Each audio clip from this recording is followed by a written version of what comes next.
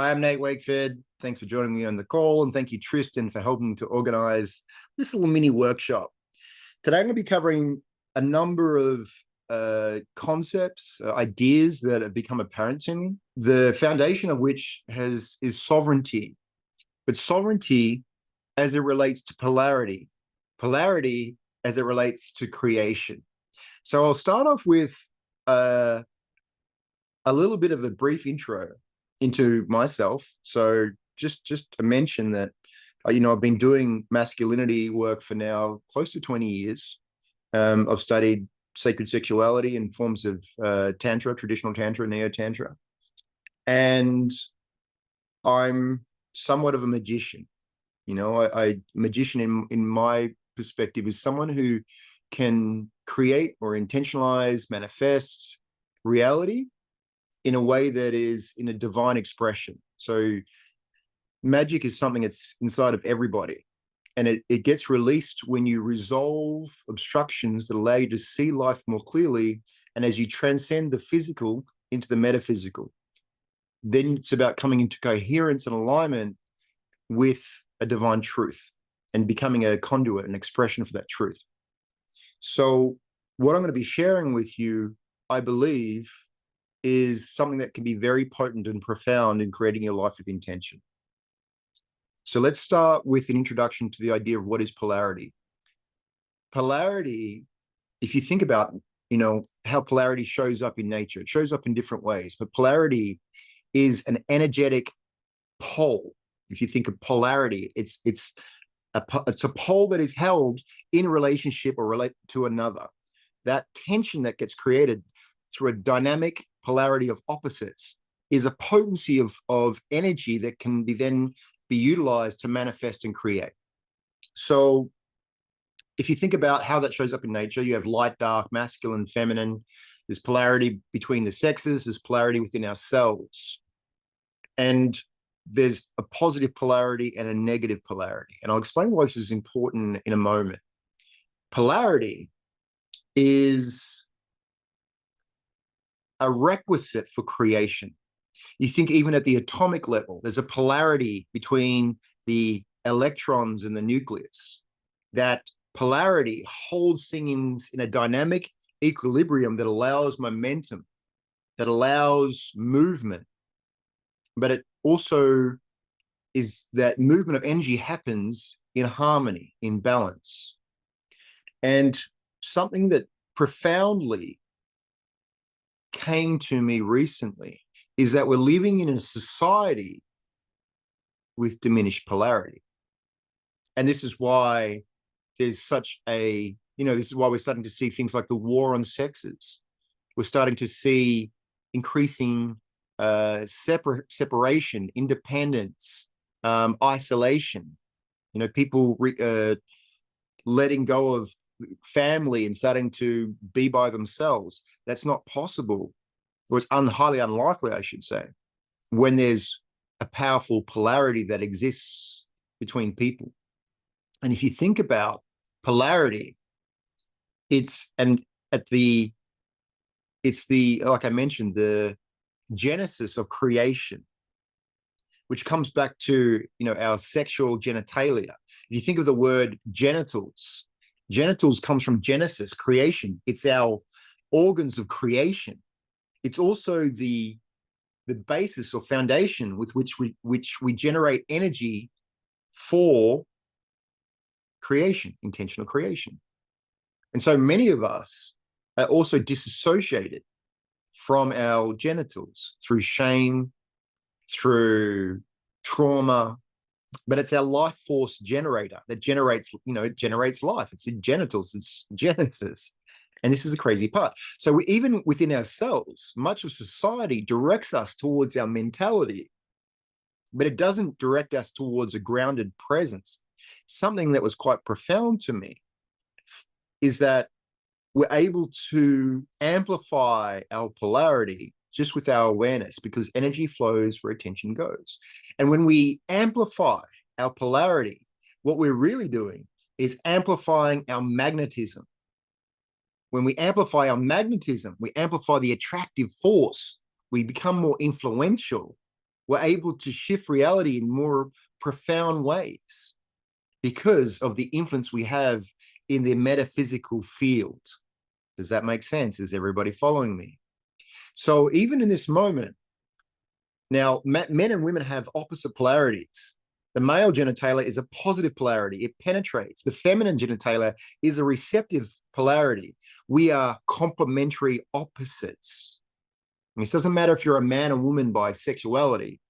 It's the polarity, a continuum of these opposites attracting, which is often why you'll say, with men and women, you'll find a dominant man with a feminine woman, or even in a gay couple, you'll have typically a more masculine dominant man and a more feminine energy man. There's this polarity that gets created, and that's important. That polarity creates tension, it creates attraction. Now, to preserve polarity, you need to be in your pole. You can't have two people crash together. Polarity then gets dissolved. Polarity happens with tension. What do most people do? They try to resolve that tension. But actually, tension is a sign of magnetism, because I'm holding one pole, my partner's holding another pole. The tension that wants to bring us together is that potential energy that can then be utilized when directed into creation. And you could also create that polarity within yourself. So let's keep going. Polarity is an attraction of opposites, complementary opposites. So how does this relate to sovereignty? Well, sovereignty, as I define it, is that you have an internal authority, an internal frame of reference. An internal authority, which means you make your own decisions. You don't place other people above you. You choose what is in your highest divine alignment and operate within accordance to that. And you don't second guess yourself. You don't place another person's truth above your own. You're open to influence, perhaps, but you've got to make decisions for your highest good, for what you know to be right. So you have an internal authority. You don't place external authority above yourself. You don't place governments above yourself. You don't place police, external media. You don't place things external to you as an authority above yourself if you want to be sovereign. You recognize your own authority and your ability to generate and create, to direct your creative energy under your authority. So that's the first thing. The next part of sovereignty is having an internal frame of reference, which is linked but different. The internal frame of reference means you don't seek validation, love, acceptance, approval externally to yourself. You cultivate that within yourself. Now, you might start to see what's happening here. When you have an internal authority, internal frame of reference, you start to take care of yourself. You start to nurture yourself because you're responsible. You're the one person that can consistently create and deliver what you need for yourself. You learn how to take good care of yourself. You learn how to take care of yourself physically, emotionally, spiritually, mentally as a priority. And then when you give that to yourself, your polarity becomes more powerful in yourself, as opposed to seeking that love, acceptance, validation, approval from another, which has you crash into them. And therefore you lose polarity because there's no tension, right? You might become friends, you might become agreeable to each other, but you don't have polarity. Polarity is when I love you, I accept you, I devote you, but I'm going to stay in my own perception of reality. That's what it's really about. When you're in your sovereign polarity, you experience life through yourself, through taking full embodied awareness of the presence of your experience. So you experience life in the reflection of another, but you stay in your own polarity. You stay in your own pole, the center of your axis mundi, they call it, the center of your creation. And then your partner, if you're talking about in a relationship, holds their polarity, holds their pole, holds their center of creation. Now, when each person has polarity and you're moving in a dynamic balances of opposites and there's momentum, then what it's about is the alignment of the direction of where you're going. So you're constantly energizing and fuel each other where the man is the polarity in the center and the feminine allows her flow and movement. She amplifies the field of the man who's sitting the direction. And by man, I mean masculine energy. I'm not, again, the masculine energy, primal penetrative energy, is the directive path, is like the sun traveling, and the feminine, or the earth, and the feminine is like the moon traveling. So it's like this energy gets in this dance with each other, and the masculine is moving along his center pole, and the feminine is the radiant dynamic energy that surrounds it. This creates expansion. This creates magnetism that increases. With magnetism, you attract. What do most people do? They reach for things they want in life. They reach from their partner for the acceptance, love, and approval that they deny within themselves. And in doing so, they kill their polarity. And then this partner starts to feel like, wow, I am now responsible for giving this person what they want, but they're in denial of their ability to create it within themselves. So that stability of polarity becomes the foundation of stable momentum. The man in his unwavering presence allows the momentum to happen with direction. Because if the man wasn't able to hold his pole, his center, and move in a direction, then when the feminine starts to bring her generative, creative energy to amplify him, there is no direction.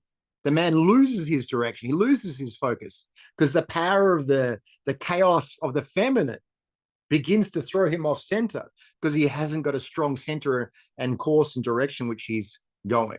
But together, oof, you get this amazing dance of polarity that energizes each other. Because the feminine deeply wants to experience peace in her chaos, her emotional chaos. If you think for masculinity, the male, you know, there's this mind, whereas the feminine is feeling, is emotion. The man chooses direction and path strategically. I'm talking in a primal way. Whereas the feminine energizes, creates life, brings vitality with her emotion, brings variety, brings chaos, but it's a happy chaos. It's a good chaos. Now, polarity without sovereignty is chaos. If the man can't hold himself, then there's just total chaos, and then total chaos without direction, without focus, without, you know, mutually beneficial dynamic and interaction becomes a damaging chaos. Sovereignty without polarity is isolation. So when you're just over here by yourself and there is no dance of polarity with anything else, you're like a nucleus without the electron. So we need to have relationships, you know? So, but without it, we're isolated. Together, as I mentioned, the dynamic harmony of opposites. Now, the strength of a man's sovereignty, the strength of a man's polarity has to do with how strongly he can hold his center, which is the internal frame of reference and internal authority. The ability for him to maintain that with integrity, even in the intensity of external influences, determines the strength of his, what I call masculine frame, which is really the strength of his commitment to his own sovereignty. How often do you hear when people get into a relationship, they lose each other in each other, and then eventually their polarity dies and things fall apart? Well, I'm providing a solution. Come back to yourself and then choose the other. You can't choose the other if you're enmeshed, in codependent with the other. There's no polarity. So what we're seeing, think about how this relates to society then. I've talked about a bit about cells. I've talked a little bit about relationships. But we're living in a society that has given away their sovereignty. So therefore, they've given away their polarity. When you place the external authorities above yourself, so when we place media, government, social media as having power over us, we give our sovereignty away, which means we become enmeshed, we become codependent with whatever society determines. We fall into society's frame. And if society's frame is unserving, then we're no longer, and we're reliant on society to take care of our needs. We're giving our power away into society, into government control mechanisms, into factions that don't have our interests, whether it's corporate, lobbyists, this sort of stuff. When we have our own sovereignty, then we have our own path, we have our own trajectory. We have the ability to take care of our needs, and we make that a priority. Then we become amplified, then we become influential, then we attract that is which is congruent, aligned with our internal truth that we've cultivated.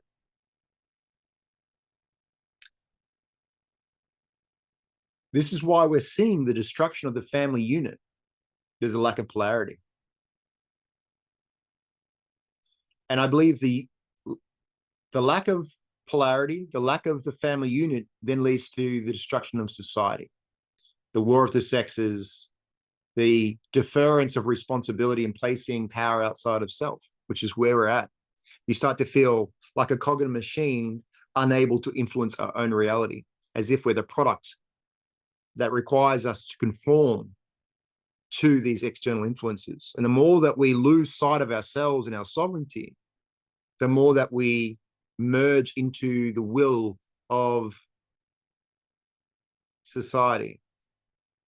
And I said, a lot of the makers of society have agendas which are not for our highest interests. How can anyone external to you truly care for your interests better than you can? No one knows you better than you. Well, that should be the case.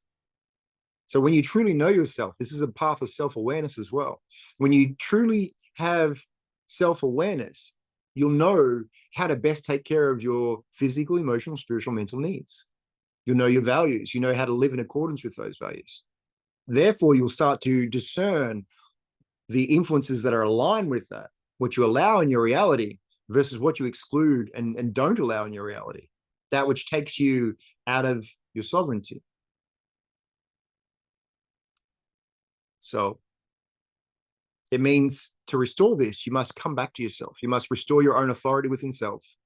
You must restore your internal frame of reference, which means instead of seeking love externally or validation or approval externally, you start to give that to yourself. And where this happens, you start to create in a more empowered way. And I'm going to talk about how we can reclaim our sovereignty in a moment. But polarity, as a recap, polarity is the dance of opposites. It's a dance of complementary opposites. Sovereignty is the anchor that allows that sustainable interaction in that dance. And without it, things separate. We end up becoming independent, which is what we see so many things in so much of society, men and women going separate ways. Let's go into a little bit more detail.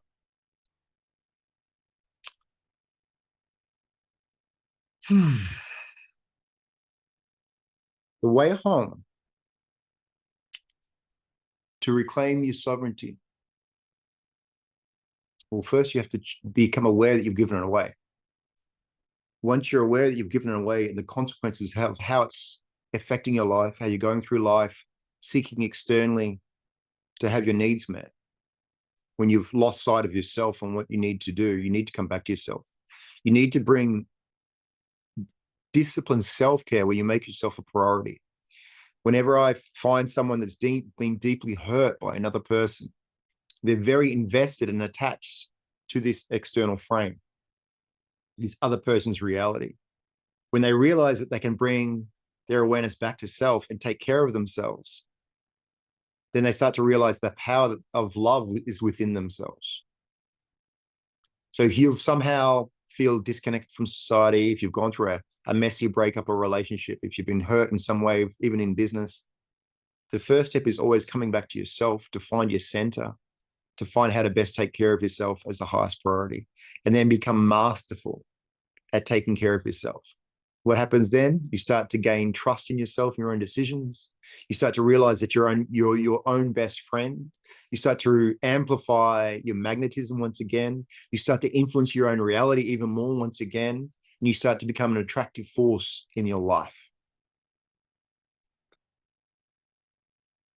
to get there, the way I approach it is first the discipline self-care, but there's also the subconscious reprogramming, which is resolving beliefs often installed in childhood, sometimes by society, sometimes by our educational system, sometimes by observing family,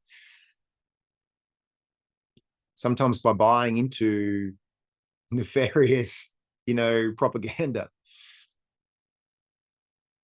that teaches us that we're not enough.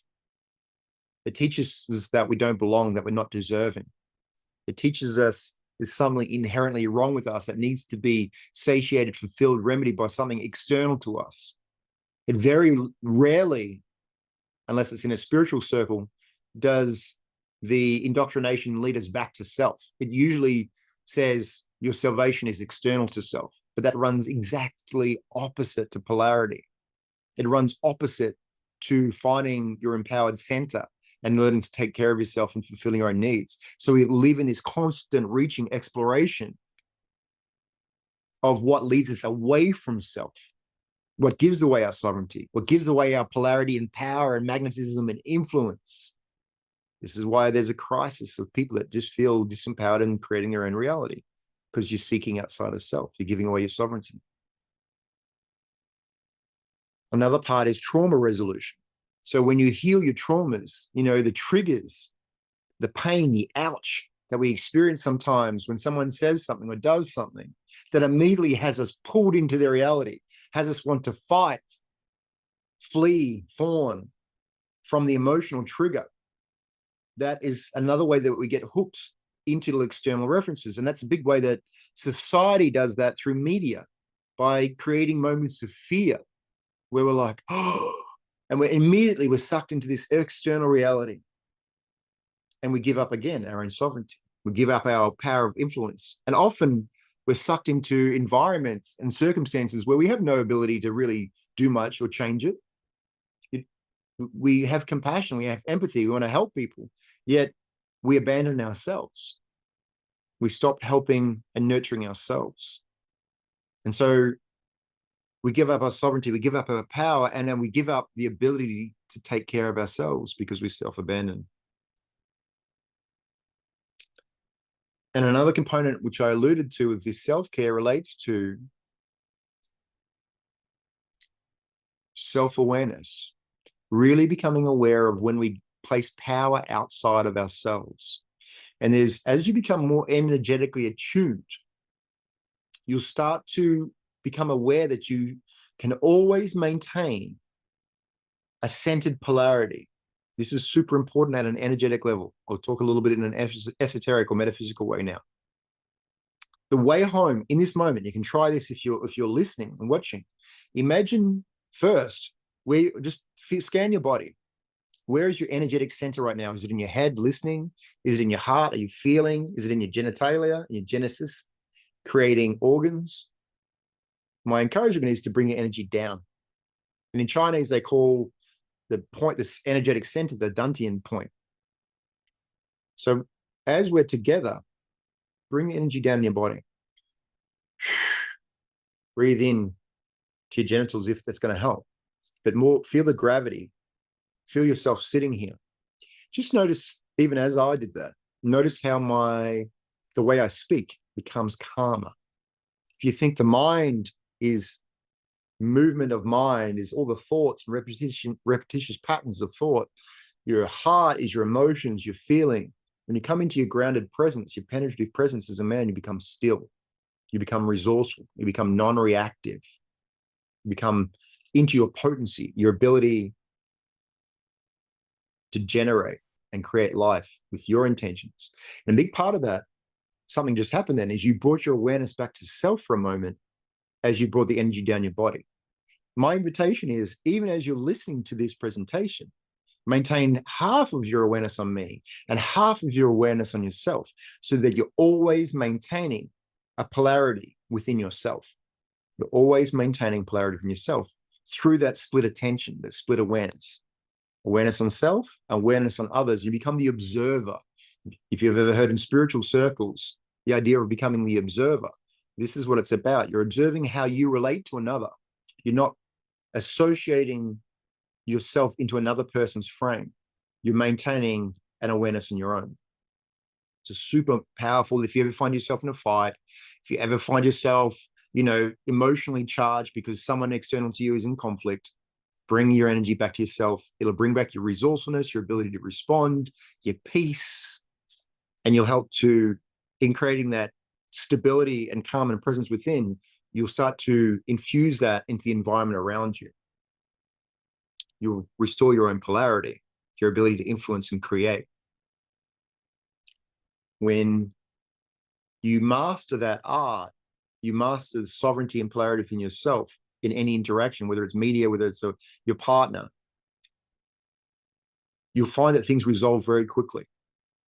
And then once you mastered sovereignty within self, you've mastered polarity within self, you've mastered the maintenance of polarity with a partner, you've started to master with the direction and focus, this generative energy, you'll start to create more, you start to be more successful, you start to have more influence, more power in creating life with intention, because you won't be swayed into external things and pursuits of that which distracts you from your path, your purpose, your reason for being in life. And so you master yourself and you master how you relate to others through this maintenance of polarity in the dance of opposites. So I hope that's been useful in what I've shared. And if you have any questions now, I'd love to answer them. First off, I just want to chime in and say thank you, Nate, for that presentation. I'm pretty sure everyone is pretty taken away right now and have a lot of information to take in. But guys, please, if you have any questions, I know Nate is here for about 25 minutes and more. So if we have any questions on your mind, please utilize this space. Feel free. First, I want to say thank you, Nate. That was just beautifully awesome. And I do want to ask something. So, what I look, so for example, when I look for a partner, like I'm looking to be chosen, but like I want to come back to myself and I want to choose myself. Like, how does that look like in real life? Like, how can I choose myself? How can I cultivate that within myself? Beautiful question. Beautiful question. Yeah. So I recently started a new relationship with a woman. And at the time, because I was engaged, I went through a breakup, and it was a painful breakup. It took me over a year to recover, really. And what I'm speaking to is from direct experience. This is not theoretical. Because I had been seeking for her acceptance. I'd been seeking for myself to be valued by what she would provide for me in terms of her status and her standing. She was very influential. She's very beautiful. And so in some way, that was compensating for my lack of value within myself. When you choose yourself, you're recognizing the value within yourself. You're recognizing that inherently you're a good person, you're valuable, you're deserving. How do you do that? What I realized is you start to make yourself, your own well-being, a priority. And sometimes that means coming back to yourself. If you're a very social person, you might be accustomed to getting recharged by the presence of others. It's really important that you learn how to take care of yourself better than anyone else. Right? So for me, what that looks like is there's discipline because it's easy for me to get pulled into other, want to help people, want to do all these different things. But when I make my first priority myself, meaning physically, emotionally, spiritually, mentally, I learned I take care of myself with diet, with with massage, with spa days. I take care of myself with physical exercise like the gym, breath work, meditation, and I take care of myself. Like I've got really good at taking care of myself. I buy myself the tea that I want to drink. I make it. I date myself in a way, So I'm giving myself what I need as a priority. That's the number one first step, because how often are we willing to spend money on a date to go out with someone else? But how often are we willing to spend it on ourselves? Right. Another thing is how I dress. I want to wear clothes that make me feel good. I want to invest in my style. I want to invest in that which, when I'm cultivating experiences which show that I care for myself. That's really what's happening.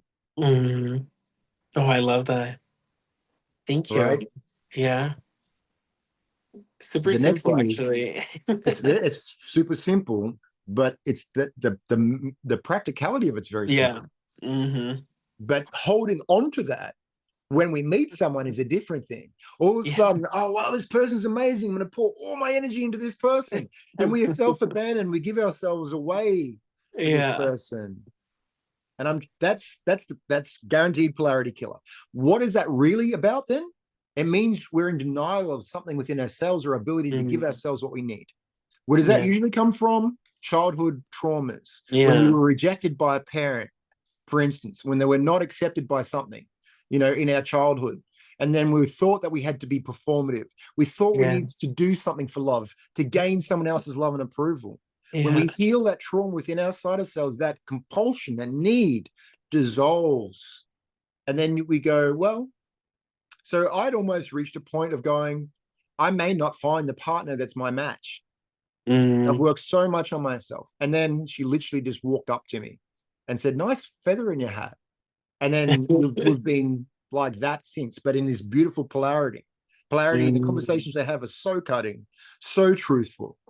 But here's an important part for you to be non-attached. You must preserve your willingness to walk away in an instant if they do not treat you to the standard that you treat yourself. It doesn't mean you will. It means that you bring things to their awareness straight away to say, hey, I treat myself in a way that's far surpasses the way that I'm currently experiencing with you. So I'm going to take care of myself right now. I'm not going to close the door, but I don't want to be spoken to that way. I'm not interested in you disrespecting me in that way. You own the way that you want to be experienced, and you take care of yourself in that way, and you set boundaries to restrict any mistreatment of self, because you care for yourself, you regard for yourself higher than that treatment. And what you'll find is people will conform to it. They're like, oh, he treats himself with respect, and he expects to be respected, therefore I'll treat him that way. When we start to be compensatory, when we start to reach for love, when we start to deny ourselves in our ability to make ourselves feel good, and we think that it's entirely in the hands of another, we're self-abandoning. And so you have to make a commitment never to abandon yourself. Yeah. And so I find that if you make yourself the first priority of the day, that's a way that you can anchor that into your ritual, into your life ritually. I'm going to take care of myself as a priority before I give my energy to anyone or anything else. You're honoring your own sovereignty. Love that. Thank you. Wow.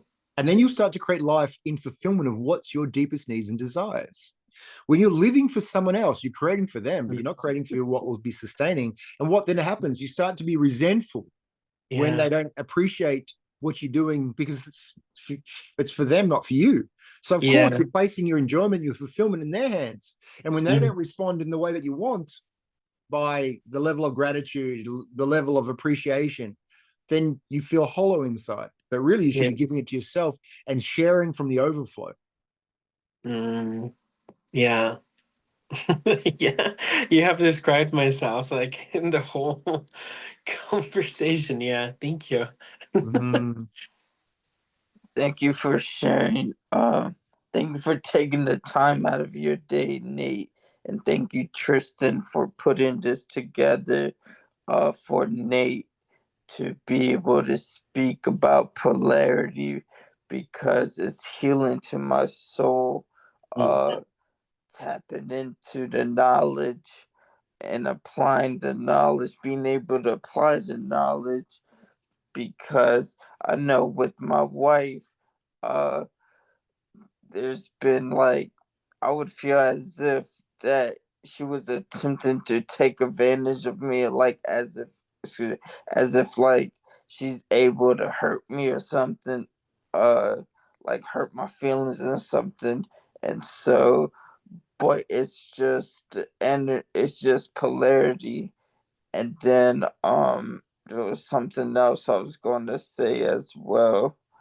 Uh, after uh, as far as sovereignty goes, like what's the definition of sovereignty?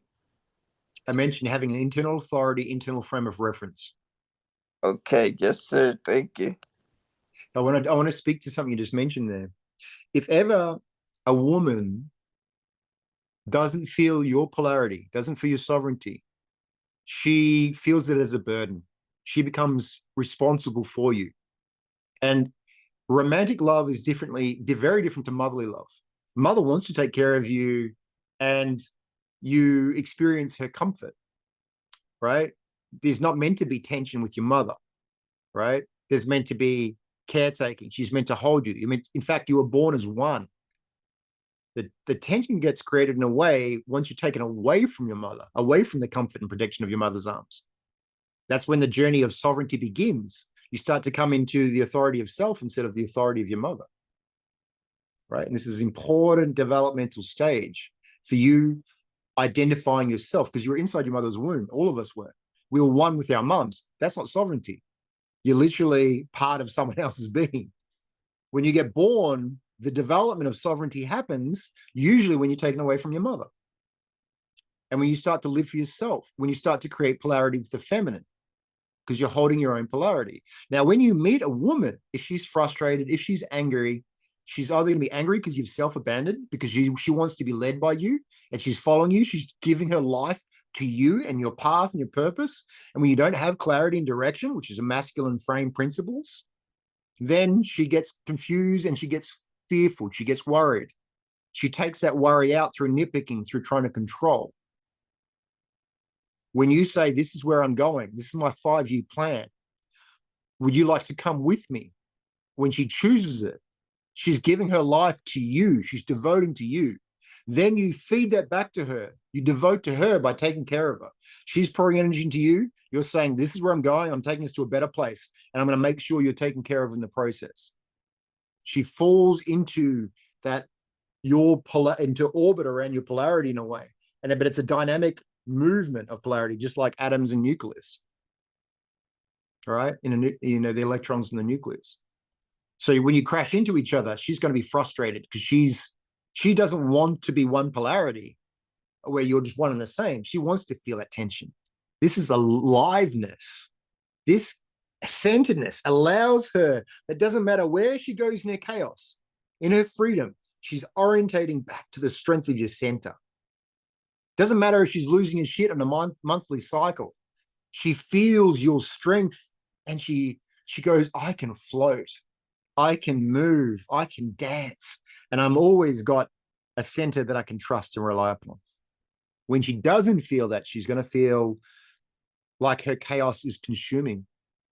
Like she then has to give up that dance to try and find her own center and not be orientated around your centeredness, your polarity. A feminine wants to be just held in that orbit of knowing that whatever she does in her expression, you're there, you're unshakable, unwavering, and you're taking her to a better place than she could take herself. Yes, sir. Thank you for sharing. It's definitely the knowledge is definitely healing to my soul. Appreciate you so much, brother. Thanks for opening up and sharing. Yes, sir. Thanks for Does the anyone beautiful have question. Yo. Yeah. Anyone else have any questions? Otherwise, I would have thousands. Okay, I'll ask a question then, Nate, and we can probably see for 5 more minutes. Yeah, cool. Please, Madhu, please. So I just wanted to clarify the things I understood. A person shouldn't change himself for the other because attraction works the other way. The best love is self love, and self love leads to the balance in the polarity. Without the negative, without the positive, negative is nothing, and without the negative, positive is nothing. So the society makes us believe in a lot of things which aren't true about the world.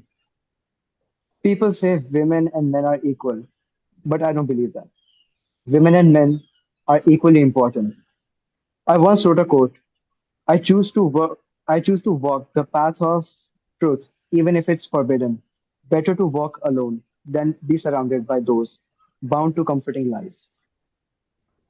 Feminine energy is caring, loving, and symbol of motherhood and comfort. Masculinity is hardworking, resilient, calm, and dominant nature. It's not about the gender, it's about the nature. And only through sovereignty is true nature and a man born. Oh, that's a beautiful reflection. I agree with everything you just said. Oh, mm. Beautiful, Matter. Do you have Thank any you so much. question to wrap anything up, clarify anything? I just wanted to ask, did I understood everything? Mm. Yeah. You've said it eloquently, almost poetically. Uh, But yeah, I think you got the concept for sure. You can't, here's the thing, you Thank you so can't much. choose another when you don't know yourself. You can't devote to another Exactly. before you've devoted to yourself. Hmm. It's the Yep. it's like the outer world reflections are purely to grant you insight into remembering yourself, the self-awareness, the awareness of self. The outer world reflections, everything Yes. is a Hmm. fractal reflection of your own being. So when you start to see the external reflections as fractals of self, you don't try to find yourself externally. You find yourself through the reflection in self. Because to it also means that you don't push away reflections. You observe the reflections, but as a guide, like as a signpost, to see what does this represent of me? What does this represent in my reality? But I don't place the power of whatever that reflection is in that reflection. The power stays within me. But it's like I'm reclaiming parts of myself through those reflections. So if we're choosing experiences, we could push away the Hmm. experience, but we push away the learning that is trying to teach us something about ourselves. That would bring us even more magnetism. As when we fragment ourselves through injury, through trauma, through heartbreak, through this sort of stuff, it's tempting to blame those events on external people and circumstances. But honestly, the biggest heartbreaks I've Yep. had have brought me back to myself. They were when I was trying to be attached to the outer world reality of trying Hmm. to gain love, acceptance, approval externally, in denial of it within myself. It brought those experiences, brought me back to me. And I'll Hmm. land the plane on this. When you start to become more magnetic, when you start to love yourself more, what you'll allow for yourself as an experience gets optimized. You allow yourself to experience more love. You allow yourself to make more money. So much of the people that I work with at the highest levels, these are people that are raising hundreds of millions of dollars. What is preventing them is the deep traumas or subconscious wounds of their childhood when they're sabotaging their own success in an attempt to be there loved unconditionally. Because when they're a child, they decided at some moment that there was something that was wrong with them that wasn't deserving of love. So they tried to recreate the pain and be loved through that, as opposed to healing the trauma, reclaiming love within, and then allowing the universe and the world to reflect that back to them, the love that they hold for themselves. So if you're tolerating experiences in your life that are diminishing, you need to come back to the root of the pain or the trauma where you're self-abandoning, where you're giving up that love of self. And when you do so, then you'll start to experience the reflections of the world around you that are amplifying, including the partners that you choose. Because you've claimed that as your axis, your center in your sovereignty for what you stand for how you wish to create life, and the world begins to reflect that. You don't let yourself be pulled away from that truth of what you've claimed for yourself, of what you've chosen. Nate, can I just extend on that quickly because I Yeah. love what you said, right? We're creating our reality from what we're, putting out and what we're radiating. So if we're used to finding the feeling of love in pain, we'll be seeking out that pain, and that's what we're radiating. That's what we are then attracting as well, right? Right. I think many people right now, I might not, I hope I'm not the only one, might be, but either way, I'll ask the question. We think that we need to go back and resolve this unresolved trauma, right? And of course, awareness is the first step. Otherwise, we cannot even open the door, go through it, let alone. how do we go back and resolve this trauma? Because it sounds very simple to go back, heal the wound, right? But if we are attracted by the pain and that's how we feel love, how do we go back to the place of healing that wound to make sure that we feel love through love and kindness and compassion, not pain? That's a bit of an exquisite question. There's two ways that I've just discovered. One, and this is why we have gurus, we're in the presence of someone who's already resolved their pain, who can reflect back to us the distortions of our thinking. Or we create enough pain in our own lives to decide that we want a different experience. And we realize through the patterns, we start to observe the pattern that we are perpetuating, and we start to get curious, and we go through a path of self-inquiry. That's a slower path. Yeah.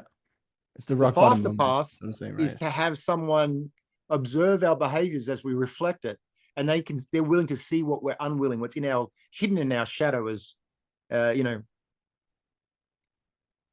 psychology of the shadow is, that the patterns that we have reflect, the hides of gold that we seek, but we can't see what's in our shadow. Someone else can, because they're not inside the same frame. I wanted to bring one more thing about, please. This is separate, but I've realized it's something I missed that's really important. When we self-abandon, when we fall into the frame of society, when we make them responsible for our well-being, part of what society does is it domesticates us, right? We become domesticated. In other words, we become indoctrinated. We give up our wild, raw, authentic nature, and we conform into a limiting frame of an external authority. When we allow that to happen, we prevent ourselves from being our fullest expression. We start to self-moderate, right? Part of sovereignty is be willing to express yourself in your totality. Now, initially, that might mean going into environments where that's acceptable. Maybe we go to different retreats or seminars or camps or tantra festivals or music festivals, whatever it is, where we can be all of us and be loved in that.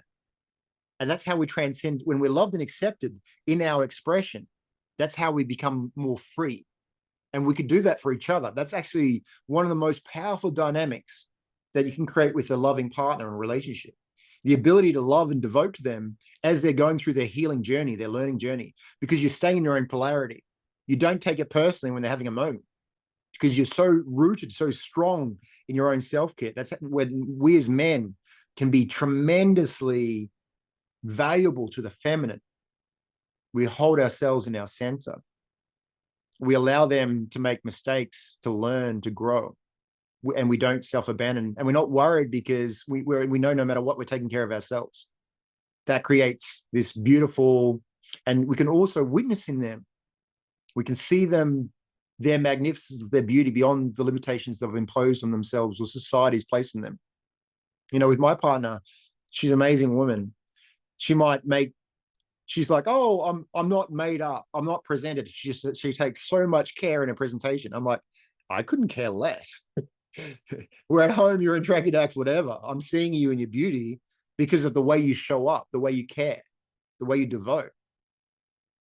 And then it's healing when a man sees a woman beyond what society has put on her of how she needs to be perfect or show up in certain ways. When you see through that, you couldn't give a shit. You bring out, you amplify within them that freedom, that freedom of limitation that would keep them confined to somehow needing something externally to make them look more beautiful or something like that. So we can free each other to come back full circle. The guru, it's when we choose to hold our sovereignty, but choose to allow some of the strength of our own self-awareness to liberate another, to free another from their imposed limitations. Yeah, I love that. Thank you, Nate. Beautifully said. I think it speaks a lot to the idea that authenticity is the highest vibrating frequency that we can have, right? Even higher than love. So I love that. I see Christian, you have your hand raised. Nate, do you have time for a quick Yeah. question here? Yeah, let's at the do end? it. Let's do it. Christian, please. I would like to add to what you said, Tristan, the question that you asked without stepping on your toes. Something popped up when you asked how, and Nate, he beautifully explained the how, but I would propose before we get to the how, though, we need to ask ourselves why. And to be honest, I don't even remember the question that you asked, and I'll explain surface level a little bit about me. My why was because I was hit by a car and dragged 500 feet, and I developed something called aphasia. By the grace of God, I am alive, but due to the aphasia, I'm not even able to remember the question that you asked, Tristan. I You're just good, knew Christian. You're good. I just knew that Nate explained the how beautifully, and what popped up to my mind was the proposal I made that before we can dive Yeah. into the how, we need to understand why is it that we want what we want. Yeah. Beautifully said, Christian. And I agree immensely. Nate, do you have any extent on that? So this is maybe taking you to a tangent that is even perhaps different. So when I went through my darkest moment, which is ultimately how a man is willing to become strong in holding his frame, when you choose yourself, even when circumstances of life are so compelling to have you abandoned, meaning maybe you can't cover rent, maybe you don't have enough money to pay for food, but you say, no matter what, I'm with you, I believe in you, I trust you. When you're in that intense adversity, and no matter what, you lose your attachment to judgments of others, you lose what ends up happening. You choose yourself, right? No matter what, we're going through this together. Something interesting happens. And it's really difficult as a man when you're motivated to do something to feel valued, to sit in stillness and trust in a divine energy, a divine force, a divine will. And this is where I'm going to bring it to you. At some point in time, your why transcends the ego's need to validate itself, to seek externally, to justify its worth or value. You just transcend it. And then what gets replaced by that is a divine knowing, is a divine, I have got another call coming, a divine knowing, a divine path alignment, where you start to live with, some people call God's direction. I call it the eternal divine providence. When you give up the transcendence of the ego's will, you transcend the ego's will of having to prove or validate your existence, and you allow yourself just to be in the mystery of and the unknown. Magic starts happening, and you start to be guided by this and be sensitive to this infinite intelligence, and you become an extension of that infinite intelligence, and you start to move through life in a way that your deep why becomes the will of God. That's where you arrive once you let go of all the attempts to try and seek externally, right? And it's a birthing. You get birthed into your spiritual awareness at that stage. Your mission becomes something very differently profound. And like for me, the symptoms, the ingredients are going to be all around you, right? But they won't make sense until they make sense when they fall into the place. And what I've realized, your divine path, your divine mission is so much grander than the ego mission and that you might have chosen for yourself at some point in time. It's something that will stretch you beyond your capabilities of what you think is possible, because it's going to require you to become the person who fulfills it. But everything will be given for you. It's like you don't have to force things. You don't have to reach for things. It's just presented to you. It flows through you, and you are in a path of non-resistance then.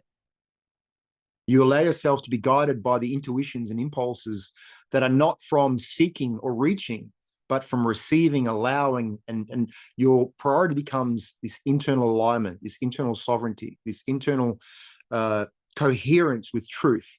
And so the priority becomes alignment and coherence with truth. And you know it, you feel the resonance of it. And that's how you make your decisions. That might seem completely crazy, illogical, but you know them to be right and true. And then your life becomes magical. Really, it does, profoundly. So the why is the divine will. Yeah, I hope that that gives a bit more context to you, Christian, as well. Yes, sir. But thank you for the question, Christian. I think it was a good, amazing proposal. But I think we'll wrap it up, guys. Nathan, thank you so much. I'm eternally grateful for taking the time and giving the energy to us today and sharing all this immense, beautiful wisdom. I'm sure it will raise the frequency of a lot of people in here after this call. Any closing Thank you so notes? much. Otherwise, I just want to say thank you so much, Nathan. Appreciate you so much. If you want to follow more of what I do, I share things on YouTube, share things obviously through my Instagram page. Please follow me. Sovereign Wealth, Sovereign Rising is what I have on YouTube. I've got a free community, Sovereign Brotherhood. I'm sure I'll post a recording of this on YouTube and probably share it through my Instagram as well. So if you want to come back and refresh and get any of the ideas, but yeah, by all means, come join our community. Yeah, I'll be sure to send out links for everything. Thank you for all who watched and brought your energy into this container. It's really nourishing. Much love to you all. Thank you. And likewise. Thank you, everyone, for coming today, and wish you all an amazing weekend. Thank you again, Nate, and take care, Yo. everyone. Talk to you soon. Thank you.